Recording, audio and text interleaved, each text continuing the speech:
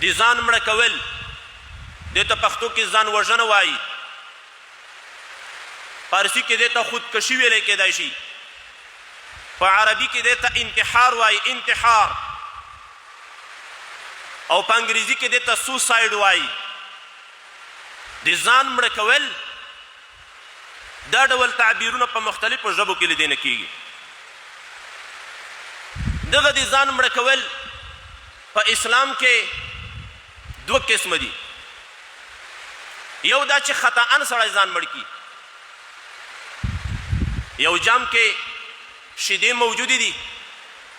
په دې کې زهر ګډ، تا نه ولیدلی چې په دې کې زهر دي، دا تا راواخیستی و غوړپ دې کړې، نتیجه یې دا شوه چې ته مړ شوې ترنه. په دې باندې ستا مؤاخذه نشته، ته نه یې ورباندې ګناهګار، ځکه خبر نه یې ورباندې. دا چې هر چا په دې کې زهر اچولي، اصل ګناهګار کس هغه دی چې بیا داسې په عام محضر کې دغه جام ایښی دی. تا په ښکار باندې ګزار کاو، خپل ځان دې خوږ که او بالاخره شهید شوې، په دې باندې ته نه ګناهګارېږي. تا د چاکو ګزار په دښمن باندې کاو، هغه خطا شو، خپله خېټه دې ورباندې وواله، ځان دې قصدا نه واهه، له همدغه زخم نه ته مړ شوې، دا خطاً دې ځان وژنه ده. دغه ځان وژنه کې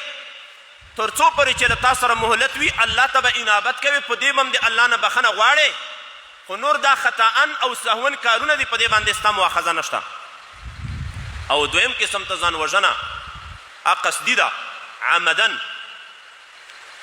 او د هغې دپاره نو بیا ډېر اسباب کیدای شي. په یوه کوچنۍ خبره باندې دې خوا بده شوه، بس ځان دې هلاک وګرځاو، یا دې زهر وخوړل، یا دې د زهرو ستن ځان ته وواله، یا دې د زهرو ګولۍ واچوله، تیزاب دې وچکل، کوټې ته ولاړې، ځان دپاره دې پړی را ځوړند که، بس ځان دې زندی که، توپانچه باندې دې ځان وویشت، چاړه باندې دې ځان حلال که،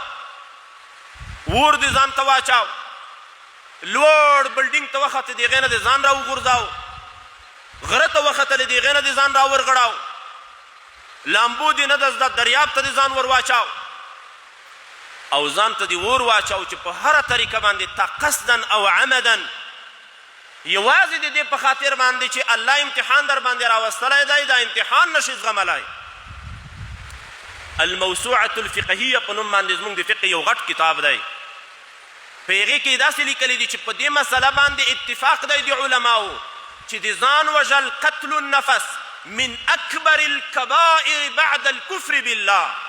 په الله باندې چې سړی کافر کیږي، له دې کفر نه وروسته تر ټولو عظیم ترینه ګناه دا ده چې ته خپل ځان مړ کوي. الله هم دې وساتي.